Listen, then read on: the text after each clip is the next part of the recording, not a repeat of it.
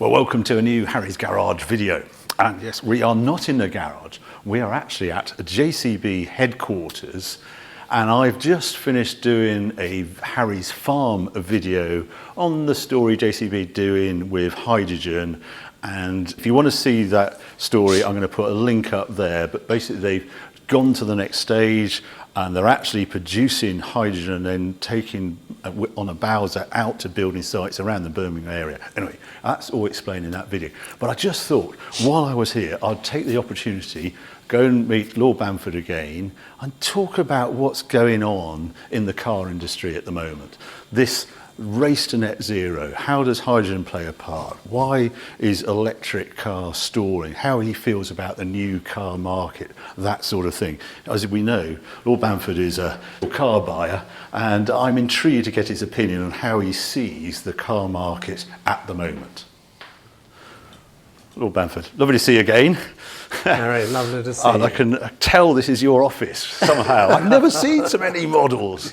Well, I thought I might find a Ferrari amongst them, but no, they are all JCB. All JCB. No. And they look a bit of a mess because my grandchildren, certainly our little grandchildren now, yes, love coming in here. I bet they do. They go all over the floor. Yeah, they're everywhere, but what a place. They're all over. Yeah. Well, thank you ever so much for your time. Not at all. Thank you. Yeah, just, well, it's been really good seeing the story you've got to with hydrogen now and how it's moved on. It's quite a passion project of yours, isn't it, the hydrogen, in a sense? It's become it, yes, definitely. Yeah. And it was really my son that started it, he bought a company in Northern Ireland that make buses called Wright Bus, and they made quite a few hydrogen-powered buses, which some sold to Birmingham and some sold to London, London Transport. Yeah. And so he bought this company, and that's how hydrogen came into his life. Right. And he talking to me about it on a few occasions, and he said, "Well, you make engines, but you'll never be able to make them work in the sort of engine you make." And I thought, I don't know about that. We'll have a go. And so now it's 4 years later, and it's whatever it is, 150 something engines later, and we've developed it a lot. Yeah. So it's become passion's the wrong word. It's definitely engineering enterprise for us, and it's the right thing for us to do. But we feel it'd be the right thing for more people, more companies that use engines to look seriously at hydrogen. And suddenly when you put a load on an electric motor and it just drains the battery so fast, doesn't it? It doesn't work in this sort of construction kit, does it, at all? It doesn't. But you know, for construction kit, also agriculture, you know, it's very similar, working lots of hours, ground engagement frequently, and you know, ploughing and things like that, it's ground engagement. Need for torque and instant torque too, which you do get with the diesel engine, you do get with the hydrogen engine as well. It's just going to be interesting, the journey with the actual fuel itself, which is where you get what today's been about, just because of that. Yes. I didn't realise there's a hydrogen plant making hydrogen in the centre of Birmingham almost, isn't it? Yes. It was the energy park. Well, you could almost, I mean, if the cost of the electrolyzer, which is the plant, came down, you can imagine a farmer having his own little plant, and all he needs to put in is water and electricity to split it. It does seem, that we actually have our own power source. So you don't have to go to Saudi Arabia to get something and ship it all the way from there. Well, I think that is a crystal ball quite a long way in the distance before we get to that stage. I think it probably is, but it is a possibility all the same. Yeah, I do. What I've gathered over the last 3 years is I can see that I'm going to still have a combustion engine powering my farm machinery for years to come. Yes. The fuel might change, but I'm never going to have an electric combine, as far as I can see. But well, I don't think you would. Yeah, and the weight you have to think of all the time, the weight goes up. It's funny, isn't it? Because we both love cars, and when electrification came into cars and the first signs of it, it was intriguing to me because I thought, this is going to be a new direction. It's funny how it's now come in, and the market is stalling, as I term it, with customers. Yeah. Have you tried electric? Have you ever thought of trying one? I have one. You do? I have an electric car. It's a Jaguar The I-Pace. Oh, right. Yeah. I didn't know. And it's a nice car. Yeah. But I've never done a long distance with it. Right. I'm afraid to use it. I suffer from, what's it called? Range anxiety. Range anxiety. Oh, right. But it is, and it's interesting. It's not a bad car. It's a good car, I must say. Yeah. It's nice, handles well, stops, starts. A lot heavier than a normal car of the same sort of size. I have noticed recently, bloody cold outside, Yeah. that it's supposed to do 200 miles or 190 miles or something. Right. And then you go outside to get in the car, and the 190 is gone. It was in the morning. It's gone down to about 175 because it's cold. And then you put the heating on, it goes down a bit more, and then you put on. This is one of the problems. I mean, in my simple view, most of these cars are still prototypes. They are not fully fledged. Right. What the car should be. They are not a proper solution yet. Right. You think there needs to be a technology change? I think to me the technology change is the way Toyota are going, which is hybrid, charging itself, and the engine should be hydrogen. Right. That's right at the other end, isn't it? Well, at the other end, but it needn't be. I mean, they've got the self-charging bit already. I've got one of those in London, in our car in London. Is a little, I don't know what it's called, but it's a lovely little car, and it charges itself, and it does enough miles. Then you have to get the engine to charge up the battery, obviously. Yeah. But I think that's the real solution for you, cars. I'm amazed. I had no idea that you had those two cars. I think of you with the collection type cars. Yes. And perhaps, something else. But I didn't realise. So you've had that. How long have you had a hybrid then? I've had a hybrid for about 2 years. Yeah. And the Jaguar, from when they first came out, fairly early on. Would you replace it with another electric then? I wouldn't, but I'll probably run it for a few years. Right. Want to keep you a bit. I'm not in a rush to let it go. No. But it's probably worth nothing. That's the trouble. Well, that is the trouble, isn't it? That it almost puts you off changing because it is such a cost to change again, isn't it? It is a cost to change. Yeah. And, well, the price drops dramatically. And what do you do? And where do you get your new battery from? I mean, there are all sorts of things. You don't have to think about that with a petrol or diesel car, do you? No.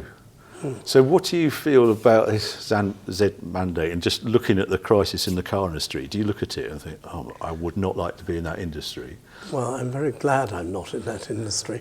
Our industry is a lot smaller, obviously, and it's pretty self-contained in the kind of people we sell to make their living out of the product we make. Yeah. And isn't necessarily the case with a car, is it?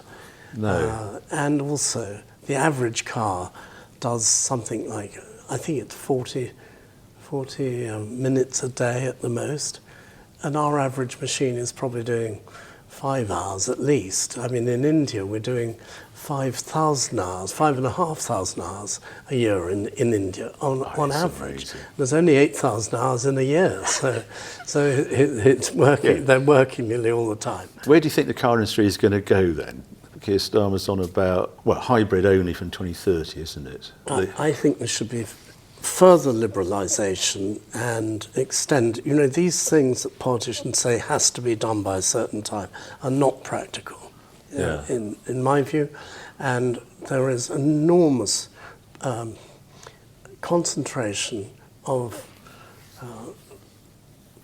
electric cars to come from China shortly, and they are at far lower prices. And how have they managed to do it? Well, the whole country is behind these manufacturers. They allow them to do all sorts of things and they have all sorts of funding and things that we know nothing about, Yeah. but they do. And we haven't, we just don't have that kind of system ourselves. Japanese did it in the 50s, Koreans did it in the sort of 70s, and China's been doing it almost ever since. Yeah.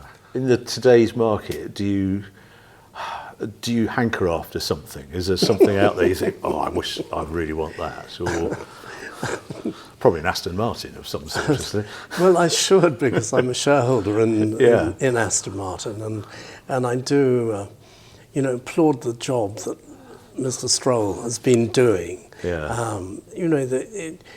And also the job that Marika's done as a British designer. He's managed to keep a feeling and a look, but it's different to everybody else's. Yeah. So I think that's wonderful, actually. But I don't hanker after. No, I don't. I'm very happy driving an old 911 Carrera or something, really. Yeah. And it's also fine for me because I live in the country and little narrow roads and the cars are small enough. Yeah. And I think these bigger cars just are not too good. I'm not so sure on saloons going ahead, though. I'm really not. I think that a big SUV, you sit higher, and maybe it's age in my case. I don't know. I do like the 707, I have to say. The DBX, every time I get in one, it's a guilty pleasure. I think, this is really very nice. But yeah, you don't go very far on a tank of fuel in one of those. It's a slight issue, but you get there quite quick. But yeah, it's interesting you say 911. It's almost, because the new one, they've got bigger and bigger. So you haven't, what's your most modern 911? I have a GT2 RS. It's supposedly 800 and something horsepower. And it is very, very quick. I mean, enormous power, but it's a bit big too. Right. And it isn't, I don't feel relaxed or comfortable in it. But a slightly earlier GT3, I think are fabulous. Yes. But would I take my wife in it? I wouldn't. Would I take, I'd go with you in it, or you could drive me, but other than that. You had the Ferrari F12 as well, that was a bit hairy as well, wasn't it? It was. And I've still got the F. Oh, you have? Is it called F12? Yes, I think. It's interesting you like the smaller 911s and the modern ones are getting too big, too powerful. What do you feel towards things like the Restomods? I like them, actually. I have one of those, which is a Carrera that was made to look older still. Yeah. And I think it's a lovely thing. It's quite an interesting direction, Very isn't much. it? Probably my favourite car at the moment is actually, it's not a Cayman, but it's GT4 RS, would it be? Yeah, GT4 RS, yeah. That is fantastic. Right. The engine is in front of the gearbox, isn't it? Yeah. Whereas a normal GT3, it's the other way around, or normal... Yeah, 911's at the back. Yes. Cayman mid-engine. Mid-engine. Yeah. That is a phenomenal car, honestly. And compared to the 800 horsepower, it feels quicker and goes around corners better. I mean, they're actually quite thrilling. Is that the Cayman version or the? Yes. Yeah. Well, it's Cayman RS, 4-litre RS. Yes. Yeah. Well, I didn't know you had one of those. I thought you might find it a bit extreme. I have. I really like the Spider version personally, but it's a fiddly old roof. The modern tech in the car. Have you had a recent car where you have all the lane and the speed aware stuff, the speed limits? Have you tried that? I must admit, I'm in my 80th year. I am very low tech. I can just about read the Daily Mail at 3 o'clock in the morning on my laptop. That's almost, I don't know how to find Waze, and I don't know how all the things work on the car. I haven't begun to understand them. Like many people my age, my grandchildren will do it for me. Set it all up. Yes. It's funny, so I don't know, but I do think, and I know you recently talked about it, but it is so true. I think there's a lot of stuff on a car that somewhere along you must pay for. Yeah. And does it actually improve your use of that car? I don't think it does. No, which is an odd thing, isn't it? It's when an odd engineers thing. are adding tech that we don't actually ask for and we have to turn off. And some of it, I think, is is legal, isn't it? It is. Didn't It you is in mention EU. in your last program that this thing where you can go out and then go ahead and in again? Yeah. Most modern cars have that inside them, don't they? They do. They have to have it. But they have to have it, but you can't use it though. No, you turn it off. Yeah. Well, where we live, you just end up in a hedge. It won't let you do anything. It's it's because it's reading something on the side, but it's not a perfect motorway. It's fun, isn't it? Because When do you think peak car was then? Do you think there was a peak car? Or do you think they're going to be better, even better in the future? Well, one has to be positive about the future. And what are all these clever engineers going to be doing? Yeah. I'm not convinced about automated travel. I was crossing a road in Los Angeles a few months ago, and there was a vehicle coming towards me. I wish I could remember what it was. I think it might have even been an Audi, but there was no driver in it. Oh, yes. Yeah. And it was a taxi. Yeah. Now, how you hail it or not, I don't know. I guess you do that on your telephone. Yeah. But I was crossing the crossing, and I really was apprehensive about, Christ, there's cars coming straight at me. But it did stop. That is weird, isn't it? But it was weird, yes. Yeah. So, is that the right way to be going? I don't know. I think the better way, honestly, is for cars to be inexpensive and for everybody to be able to use them. They should have the minimum amount of emissions. I don't like the 20-mile-an-hour limit, and I like the attack on the motorists, because motorists pay a lot in tax every year. Yeah. A cyclist doesn't pay any tax, but a motorist does. Yeah. It is part of freedom to have a car, and for young people to not be able to have a house or a dwelling or a car, I think it's terrible. I think it's a retrograde step for young people. Really quite sad to see the demise of the smaller cars and the affordability and things. There's been I just want to get your opinion also. Today's news was the new Jaguar. Yeah. Have you seen that? Well, I've seen. You've seen more of it than I have. I might have. But I've seen the photographs in the Times this morning and the Telegraph, and also the Mail as well. Yeah. And it's sort of pink looking. Well, I'm not sure that's a great launch colour. No. And it looks a bit abrupt to me. It looks a bit big too. Yeah. And I'm surprised. I thought it was going to be a saloon, but it's a two-door. It's a concept car, this one. It's a concept car. Yeah. I'm old-fashioned, I guess. I think the launch was certainly. I wouldn't have launched something like that in that way, but then it's up to those people. I think to actually tell Jaguar drivers or potential Jaguar drivers that they're old hat and they're not who we want to be selling cars to in the future. That has definitely been said by the sales director or managing director of Jaguar. I think that is a very dangerous way to go. It's almost like whoever it was told people at a public meeting that his jewellery was crap. Yeah. Do you remember that? Yeah. I mean, that was a bad thing. He never got over. His company never got over that. No. You don't. Anyhow. Yes. We'll remain. We'll see what happens. Let's leave it that way. You don't have a very positive view of its future if they carry on like that. Yeah. Well, I do, but I also think that company owns one of the best car companies in the world, a highly profitable one, which is not JLR, LR. Yeah. And I think they could go wrong by asking too much for their cars. Yeah. But they're fabulous. They're the best, in my view, of SUVs. Yeah. Well, it's been an amazing year, 2024, things we've seen. And it's been great to visit up here, find out about your journey into hydrogen, where that's heading. But thank you for your time and a chat about where the car industry is at the moment. But always a pleasure. Let's see what 2025 brings.